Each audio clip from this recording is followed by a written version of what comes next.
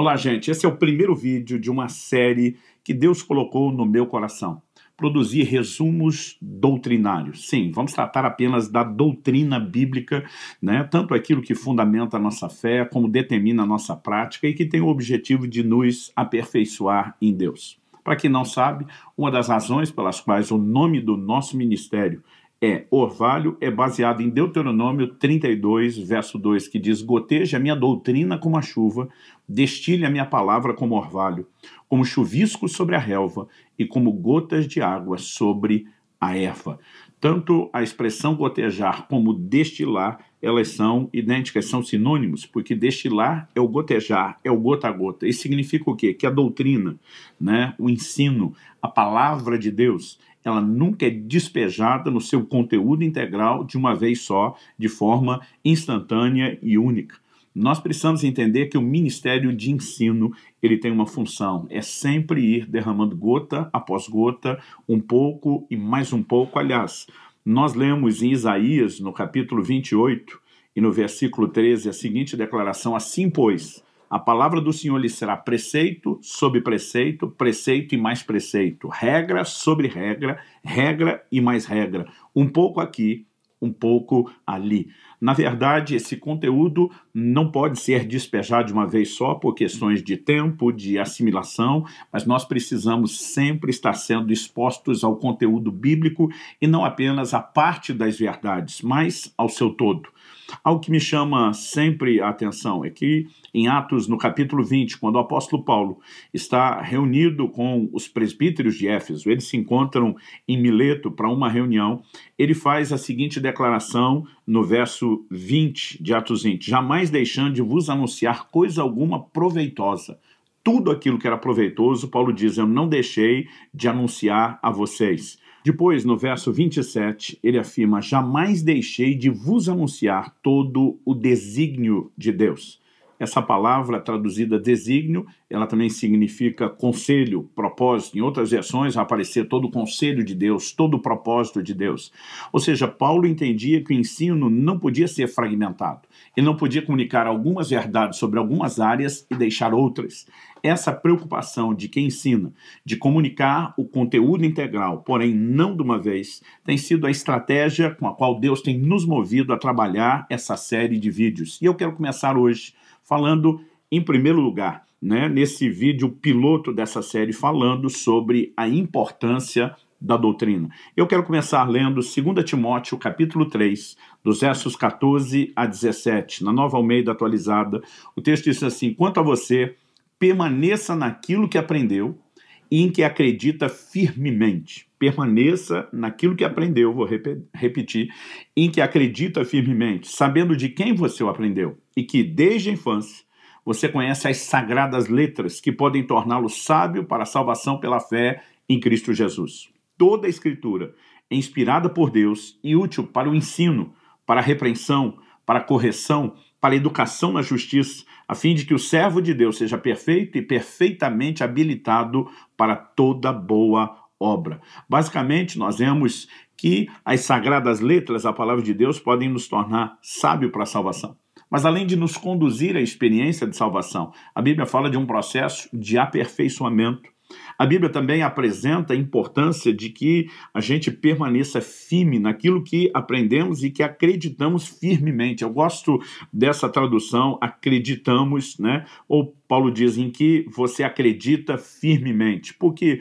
Porque essa palavra no original hebraico é a palavra pistos. Na Almeida atualizada, ela foi traduzida só assim: permanece naquilo que aprendeste e de que foste inteirado. Mas o significado de pisto, fala de tornar fiel, digno de confiança, tornar firme, mas também fala de ser firmemente persuadido, de ter a garantia. Então ele fala de uma convicção, que é a convicção de fé. Então, particularmente, eu gostei muito da forma como a Nova Almeida traduziu isso, em que acredita firmemente. Aqui fala de confiança, fala de firmeza, e eu e você precisamos entender que é exatamente isso que a palavra de Deus deve gerar em nós. Não apenas nos tornar sábios para a salvação, mas nos levar a ter convicção, andar e permanecer nas verdades que aprendemos e entender que nesse processo não apenas preservamos a fé que nos levou à experiência da salvação, mas somos aperfeiçoados. A palavra foi traduzida aqui, ensino, né? Quando a Bíblia diz no verso 16, toda a escritura é inspirada por Deus e útil para o ensino, no original grego é didascalia. Seu significado é, além de ensino, instrução, doutrina, ensinamentos, preceitos. Muito parecida com a palavra didaquê, que também significa ensino, aquilo que é ensinado, doutrina, o ato de ensinar e instrução, né? Quase como a gente usar no português doutrina e doutrinamento, por exemplo,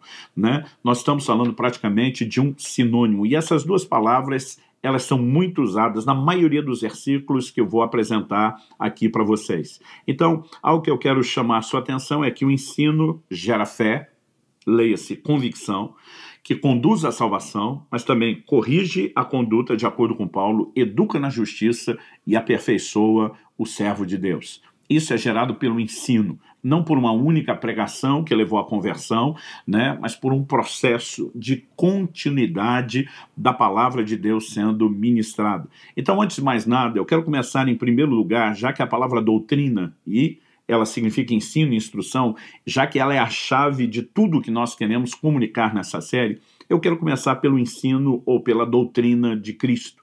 Quando olhamos para os evangelhos, nós vemos que os momentos de ensino, eles obviamente tiveram preeminência no ministério de Cristo. Mateus 22:33 diz, ouvindo isso, as multidões se maravilhavam da sua doutrina. Marcos capítulo 4, verso 2 diz, assim ensinava-lhes muitas coisas por parábolas. Lucas capítulo 4, verso 15, ensinava nas sinagogas sendo elogiado por todos. João capítulo 6, verso 59, Jesus disse essas coisas quando ensinava na sinagoga de Cafarnaum. Seja o verbo ensinar aparecendo aqui, ou a expressão doutrina, todos eles, no original grego, são a palavra didaquê. Nós precisamos entender, apresentando aqui uma versão resumida, né, o contexto da progressão da revelação de Deus, que no Antigo Testamento havia uma lei. Ela foi comunicada por um legislador, que é Moisés. João capítulo 1, verso 17 diz, a lei foi dada por intermédio de Moisés. Mas a Bíblia diz a graça e a verdade por meio de Jesus. Nós precisamos entender que quando a graça chega, ela não chega instaurando um tempo sem lei, ela promove uma mudança de lei. Houve uma mudança de sacerdócio, do sacerdócio levítico da antiga aliança, que era regido pela lei de Moisés, pelo sacerdócio de Cristo, que o livro de Hebreus diz que é segundo a ordem de Melquisedeque, é o sacerdócio da nova aliança. E Hebreus 7,12 diz que onde há mudança de sacerdócio, há mudança de lei. É por isso que Jesus vem dizendo em João 13,34, um novo mandamento vos dou. O que eu e você precisamos entender é que Cristo é um novo legislador. Ele veio trazer uma nova lei. E essa, a partir da chegada de Jesus, no início do seu ministério, passou a ser ensinada. A lei tinha que ser conhecida, tinha que ser entendida para que pudesse ser praticada. Então ela foi denominada, nas palavras do próprio Jesus, como doutrina de Deus. Olha o que diz João capítulo 7, de 15 a 17. Então os judeus se maravilhavam e diziam, como é que ele pode ser letrado se não chegou a estudar? Jesus lhes respondeu, o meu ensino não é meu, mas daquele que me enviou. Se alguém quiser fazer a vontade de Deus, conhecerá a respeito da doutrina, se ela é de Deus ou se eu falo por mim mesmo. Jesus está usando os sinônimos ensino, doutrina, e ele diz, ela procede de Deus. Posteriormente, Jesus ordenou que seus apóstolos ensinassem, e aqui nós podemos destacar que o uso da palavra lá na grande comissão é didático, o ato de ensinar. Jesus ordenou que seus apóstolos ensinassem quem? Os novos discípulos que seriam batizados. Para quê? Para que eles pudessem guardar as suas ordenanças. Jesus está dizendo, a partir do momento que eu não mais estarei presente, o ensino, a doutrina continua. Dessa vez, vocês vão reproduzir a doutrina de Deus que eu reproduzi, vocês irão reproduzir a partir de agora. Por isso, a mensagem pregada por eles, posteriormente foi denominada de a doutrina do Senhor. Mesmo com os apóstolos pregando, eles basicamente estavam dizendo, nós não estamos falando ou anunciando aquilo que é nosso, mas aquilo que nós recebemos do Senhor. A Bíblia nos fala em Atos, no capítulo 13, a respeito de Paulo e Barnabé pregando na ilha de Pafos, e lá a Bíblia diz que eles tiveram a oportunidade de evangelizar o procônsul Sérgio Paulo. Nós lemos no verso 12 de Atos 13, então o procônsul, vendo o que havia acontecido, creu, maravilhado com a doutrina do Senhor. Esse era o adjetivo que era dado para aquilo que os apóstolos pregavam, a doutrina do Senhor. Embora Atos, capítulo 2, verso 42, diz que os discípulos, os novos convertidos, perseveravam na doutrina dos apóstolos, porque eles entendiam que era aquilo que os apóstolos estavam ensinando, mas ao mesmo tempo havia sempre um adjetivo de que o que eles ensinavam era aquilo que Cristo ensinou, que por sua vez ele mesmo afirmou ser a doutrina de Deus. É importante entendermos, Paulo, por exemplo, ele vai declarar aos Coríntios, eu vos entreguei aquilo que também recebi do Senhor. Paulo está dizendo, eu não estou ensinando algo de mim mesmo, estou ensinando aquilo que eu recebi do próprio Jesus. Então, essa doutrina, esse ensino passou a ser promovido. Vamos falar agora da doutrina dos apóstolos, que era o posicionamento deles de comunicar aquilo que haviam recebido do Senhor Jesus. Os apóstolos foram instruídos por Jesus, tanto antes quanto depois da sua morte e ressurreição. Em Atos, no capítulo 1, dos versos 1 a 3, Lucas, que está escrevendo a continuação do seu evangelho, ele diz assim, escrevi o primeiro livro a Teófilo, e ele está falando do evangelho de Lucas, relatando todas as coisas que Jesus começou a fazer e a ensinar até o dia em que foi elevado às alturas, depois de haver dado mandamentos por meio do Espírito Santo aos apóstolos que tinha escolhido. Ele está dizendo, no primeiro tratado, no primeiro livro, eu falei das coisas que Jesus começou não só a fazer, mas também ensinar. Ele deixa claro, ele deixou mandamentos por meio do Espírito Santo aos apóstolos que tinha escolhido. Mas ele diz assim, depois de ter padecido, Jesus se apresentou vivo aos seus apóstolos. Está falando da ressurreição. Com muitas provas incontestáveis, aparecendo-lhes durante 40 dias. Jesus, depois da ressurreição, aparece durante 40 dias. Com qual motivo? O texto diz, falando das coisas relacionadas com o reino de Deus. Agora Jesus vem pontuar e ajustar a mensagem que ele já havia comunicado. Ele vem esclarecer coisas que eles não podiam entender antes. Em João 16 ele diz, eu tenho muito que vos dizer, mas vocês não podem suportar agora. Então agora Jesus amplia o entendimento, Jesus calibra a mensagem que eles vão pregar e eles, por sua vez, passaram a reproduzir esses ensinos. Atos capítulo 5, verso 42 diz, e todos os dias no templo e de casa em casa, não cessavam de ensinar e de pregar que Jesus é o Cristo. Então, havia o anúncio de que Jesus era o Cristo, havia pregação, mas havia também ensino, e o ensino era a fundamentação bíblica da mensagem que era proclamada. E qual era o propósito dessa doutrina promovida por meio dos apóstolos? Romanos capítulo 6, verso 17, nos mostra que o propósito é que essa doutrina fosse obedecida.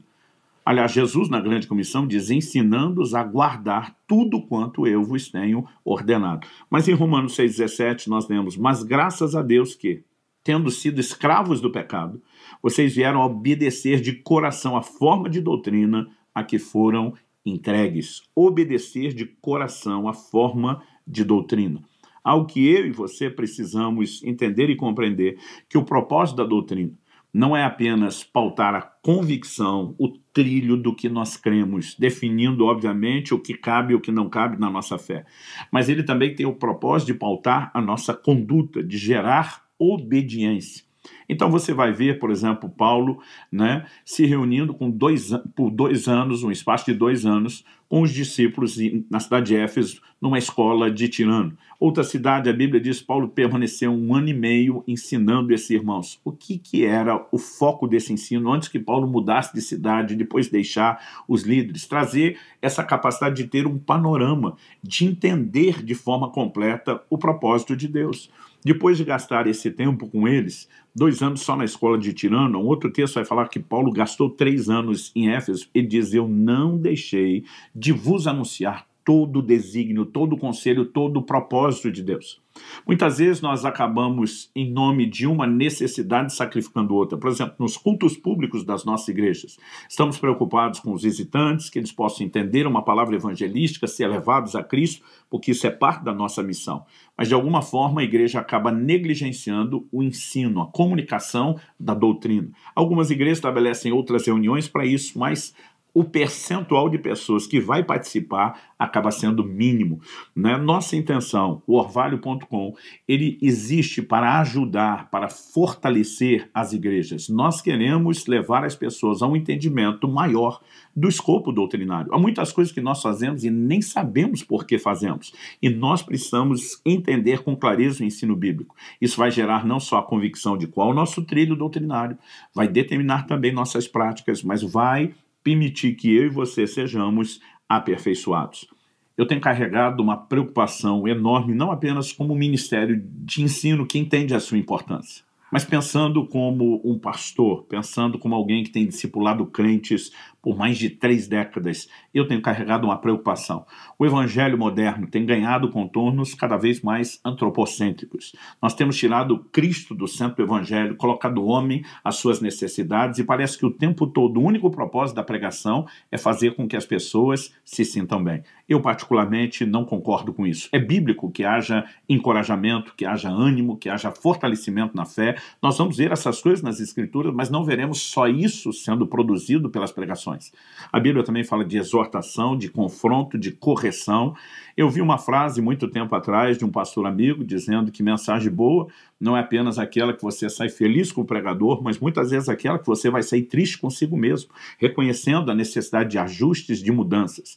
Me preocupa também não apenas essa questão de um foco antropocêntrico, mas nós passamos a determinar o que é importante de acordo com a perspectiva egoísta. Se eu sinto que eu preciso ser encorajado, então importante é só mensagem de encorajamento.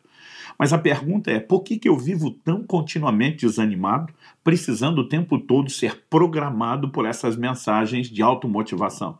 Né? Repito, não estou dizendo que elas não têm a sua importância, mas nem de longe elas deveriam ter a importância que nós estamos dando. Muitas vezes nós só vivemos tão desanimados, precisando toda hora de uma carga de motivação, porque não entendemos as verdades bíblicas, não entendemos quem somos, não entendemos a forma de viver, a maneira de praticar o evangelho. E tem pessoas que, obviamente, elas não estão conseguindo se conectar com Deus, com a realização que poderiam ter dele, justamente por falta de instrução e entendimento. E o que nós precisamos é que as pessoas amem a palavra de Deus a ponto de dizer, eu quero aprender aquilo que a princípio nem me parece tão prático. Romanos nos diz no capítulo 15, no verso 4, tudo quanto foi escrito para nosso ensino, para nosso doutrinamento foi escrito. A doutrina é extremamente importante, não apenas para definir o código de fé, para definir, obviamente, nossas convicções, também o nosso código de conduta e também para nos aperfeiçoar. A comunicação da palavra, seja uma mensagem direta provocando a nossa fé ou não, ela gera fé. Romanos 10:17 diz que a fé vem por ouvir e ouvir a palavra. Não importa o tipo de assunto que estamos ouvindo, alguma área dessa esfera, desse escopo enorme de necessidade do uso da nossa fé sempre estará sendo fortalecida pela comunicação da palavra. Então é muito importante que a gente valorize a doutrina. Os apóstolos a valorizaram porque obedeceram ao mandamento do Senhor e dedicaram tempo ensinando. Mas eles também demonstraram preocupação com a preservação da doutrina. Assim como Jesus estava dizendo, olha, eu estou partindo, eu não vou estar, eu preciso que vocês continuem ensinando. Essa primeira geração apostólica estava preocupada que aquilo que eles comunicavam não parasse de ser pregado, de ser proclamado, de ser anunciado depois que eles partissem. Por exemplo, em 2 de Pedro, no capítulo 1 e no verso 15, o apóstolo diz o seguinte, mas de minha parte me esforçarei ao máximo para que sempre, mesmo depois da minha partida, vocês se lembrem dessas coisas. E ele estava falando de coisas que eles já conheciam, por isso que ele usa o verbo lembrar. No verso 12 ele diz, por essa razão, sempre estarei pronto para fazer com que vocês se lembrem dessas coisas, embora já as conheçam, e tenham sido confirmados na verdade que receberam. Então o apóstolo está dizendo, gente, nós não ensinamos algo apenas quando é novidade, alguém nunca ouviu. Ele diz, nós fazemos questão de lembrar vocês, de bater na mesma tecla.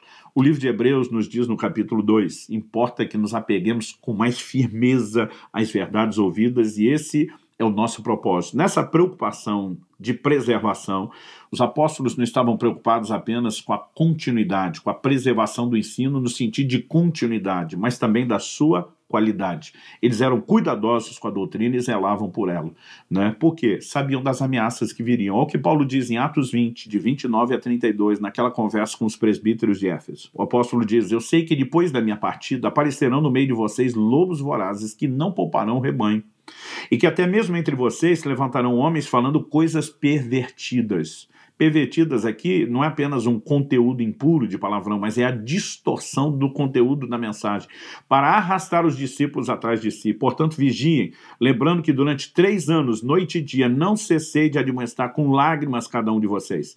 Agora, pois, eu os entrego aos cuidados de Deus e à palavra da sua graça, que tem o poder para edificá-los e dar herança entre todos os que são santificados.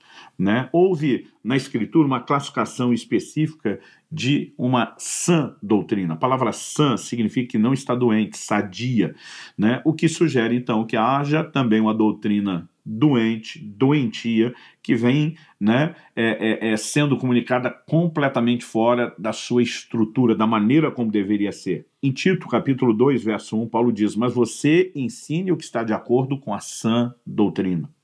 Em 1 Timóteo, capítulo 4, verso 6, Paulo diz assim: expondo essas coisas aos irmãos, você será um bom ministro de Cristo Jesus, alimentado com as palavras da fé e da boa doutrina que tem seguido. Essa é a classificação de boa. Existe a classificação, o adjetivo de má doutrina, quando há distorção. Em 1 Timóteo, no capítulo 4, no verso 13, Paulo orienta seu discípulo: até a minha chegada, dedique-se à leitura pública das Escrituras, à exortação e ao ensino.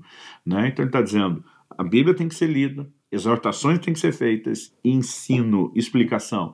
Em 1 Timóteo 4,16, Paulo ainda diz: cuide de você mesmo e da doutrina. Ele está dizendo, assim como você tem que zelar pela sua vida espiritual, tem que zelar pela doutrina, porque a doutrina requer cuidado. Aliás, esse foi o motivo de, em Atos 15, temos um concílio em Jerusalém, o primeiro na história da igreja. Porque judeus desceram de Jerusalém para Antioquia, uma igreja dos gentios, estavam tentando judaizar esses gentios que haviam se convertido, exigindo deles uma circuncisão literal. Isso ia contra a doutrina que era promovida, ensinada e pregada. Paulo resiste esses irmãos junto com Barnabé, a confusão foi enorme, o assunto é levado a Jerusalém para ser debatido, porque eles sabiam que a doutrina não podia ser corrompida. Nós olhamos também para advertências que foram feitas de que as pessoas, ao longo do tempo, voltariam as costas a esse tipo de ensino, que era essa doutrina. 2 Timóteo, capítulo 4, versos 3 e 4, diz: pois virá o tempo em que não suportarão essa doutrina. Pelo contrário, se rodearão de mestres segundo as suas próprias cobiças, como que sentindo coceira nos ouvidos. Eles se recusarão a dar ouvidos à verdade, entregando-se a fábulas. Tem muita coisa sendo pregada hoje em dia, né, que eu diria isso não é só uma utopia, já virou uma fábula, né? É uma distorção absurda do evangelho. Eu tenho corrigido pessoas que têm tentado viver de forma contrária aos princípios bíblicos, a ponto de dizer: ei, nós não podemos sequer te receber como membro da igreja se você tentar viver dessa forma, contrário às escrituras. E as pessoas olham para mim e dizem: se o senhor não quiser, tem quem faça, e simplesmente viram as costas, porque as pessoas estão se tornando lei para si, quando deveriam viver pela palavra de Deus. Os apóstolos já advertiam sobre falsas doutrinas. Em 1 Timóteo, capítulo 1, verso 3, ele diz: quando eu estava de viagem rumo à Macedônia, pedi a você que ainda permanecesse em Éfeso para admoestar a certas pessoas a fim de que não ensinem outra doutrina. Quando ensinos estranhos começavam a aparecer, havia confronto. Em 1 Timóteo, no capítulo 6, de 3 a 5, o apóstolo ainda diz: se alguém ensina outra doutrina e não concorda com as sãs palavras de nosso Senhor Jesus Cristo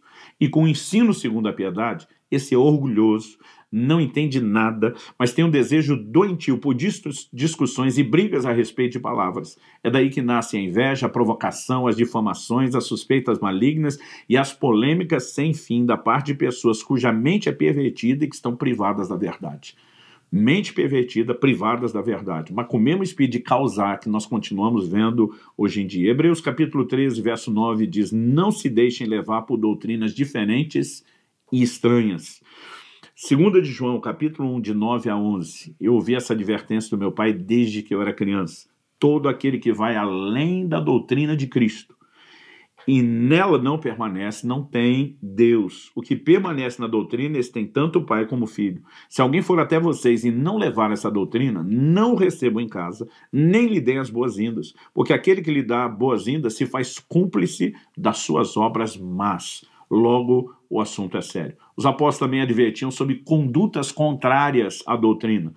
Romanos 16, de 17 a 19, irmãos, peço que notem bem aqueles que provocam divisões e escândalos em desacordo com a doutrina que vocês aprenderam. Afastem-se deles, porque esses tais não servem a Cristo, nosso Senhor, e sim a seu próprio ventre. Com suaves palavras e lisonjas, enganam o coração das pessoas simples, pois a obediência de vocês é conhecida por todos. Por isso me alegro por causa de vocês. Quero que sejam sábios no que diz respeito ao bem e simples no que diz respeito ao mal. Ele ainda diz em 1 Timóteo 1, dos versos 8 a 11, vou dar uma enxugada, uma resumida. Sabemos que a lei é boa se alguém se utiliza dela de modo legítimo, tendo em vista que não se promulga a lei para quem é justo, mas para, agora eu vou dar um salto, para tudo que se opõe à sã doutrina, segundo o evangelho da glória do Deus bendito, do qual fui encarregado. Todo confronto, anúncio de juízo, é para aqueles que se opõem à sã doutrina. Ela precisa ser ensinada, ela precisa ser preservada, ela precisa ser praticado. Por isso, eu concluo chamando a sua atenção não apenas para a importância que a doutrina teve no ministério de Jesus, mas também com a preocupação que ele demonstrou de que isso continuasse quando ele não estava mais presente por meio dos seus apóstolos. Aí vemos na primeira geração apostólica a mesma preocupação, não apenas de ensinar, e eles faziam isso publicamente, faziam isso de casa em casa, fizeram isso por meio das epístolas, mas também se preocuparam de que quando eles não mais estivessem presentes, isso continuasse sendo replicado. Paulo, por exemplo, diz a Timóteo, o que de mim recebestes, transmite a homens idôneos, né, que por sua vez tenham a capacidade de também comunicar a outros. Era uma comunicação da doutrina de geração a geração para que isso não parasse em momento algum de ser comunicado. Em toda essa preocupação, o que nós percebemos na revelação bíblica é que o propósito da doutrina é comunicar, em primeiro lugar, um código correto de crenças. Isso precisa ficar bem claro. Efésios 4,14 diz para que não mais sejamos como crianças, arrastados pelas ondas, levados de um lado para o outro por qualquer vento de doutrina, pela artimanha das pessoas, pela astúcia com que induzem ao erro. E tem muita gente hoje, principalmente na plataforma do YouTube que também usamos, empurrando as pessoas para o erro. Por quê? Ventos de doutrina, porque um código correto de crença não foi construído e edificado. Segundo lugar, o propósito da doutrina é promover ou comunicar um código correto de conduta. Tito, capítulo 2, versos 9 e 10, diz, quanto aos servos, que sejam em tudo obedientes ao seu senhor, dando-lhe motivo de satisfação, que não sejam respondões, nem furtem, mas que deem prova de toda fidelidade, conduta, a fim de que em todas as coisas manifestem a beleza da doutrina de Deus, nosso Salvador.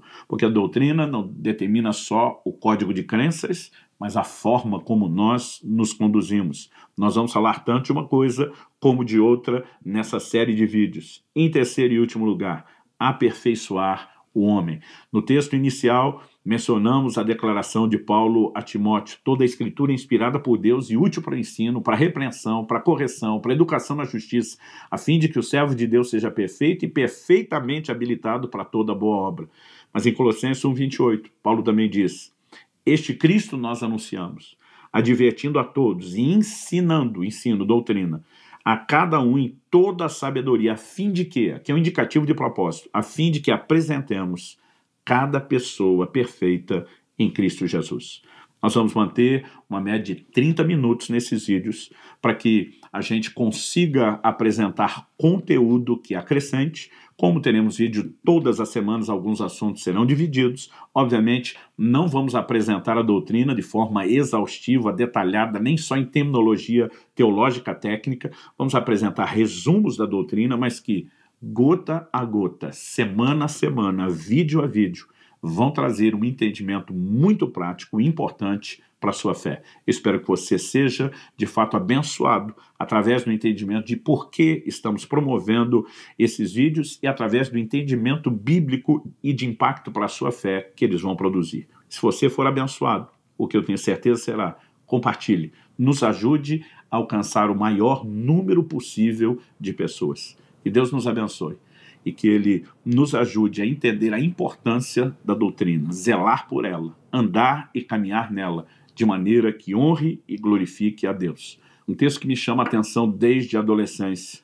Está lá em Esdras, no capítulo 7, no verso 10, quando a Bíblia fala desse grande sacerdote reformador e diz: porque Esdras pôs no coração o propósito de 1. Buscar a lei do Senhor, 2.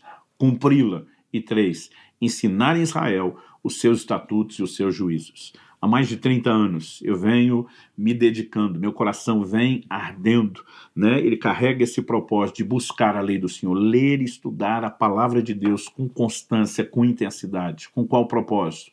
Vivê-la, mas também poder ensinar.